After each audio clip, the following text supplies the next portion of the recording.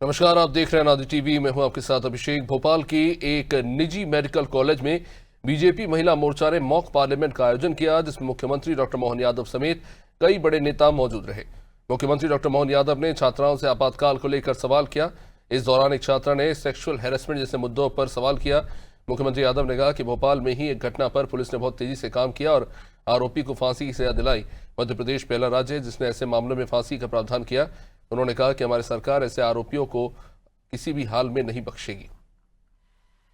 आप कभी सोचते हो, मन में आता है क्या कि कांग्रेस पार्टी ने कांग्रेस क्यों नाम रखा? ये ऐसी गरीब पार्टी की इसको कोई भारतीय नाम ही नहीं मिला। क्या दुर्भाग्य की बात।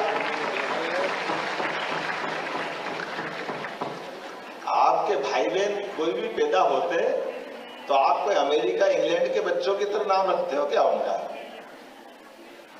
भाई उनके नाम रखना तो वहां जाके चुनाव लड़ो, वहां जाके काम करो। ये ऐसी पार्टी के गरीब लोग हैं कि सांप मर गया और लाठी पीट रहा अभी तक।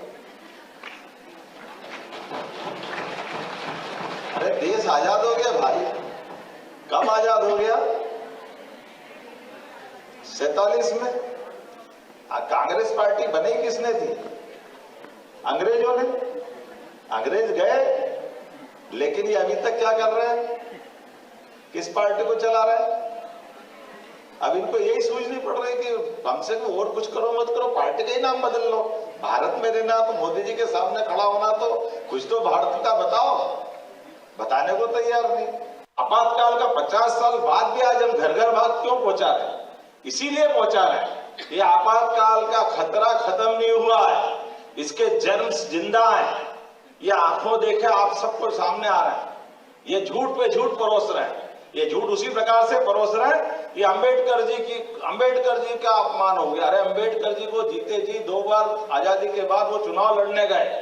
दोनों बार कांग्रेस ने उनको चुनाव नहीं जीतने दिया, दोनों बार हारना पड़ा। उनकी पार्टी के 2 लोग लड़े, उसमें से एक ने उपचुनाव में अपना इस्तीफा देकर के अंबेडकर जी को प्रत्याशी बनाया। तो अंबेडकर जी के खिलाफ नेहरू जी से लेकर सारे लोग लग गए।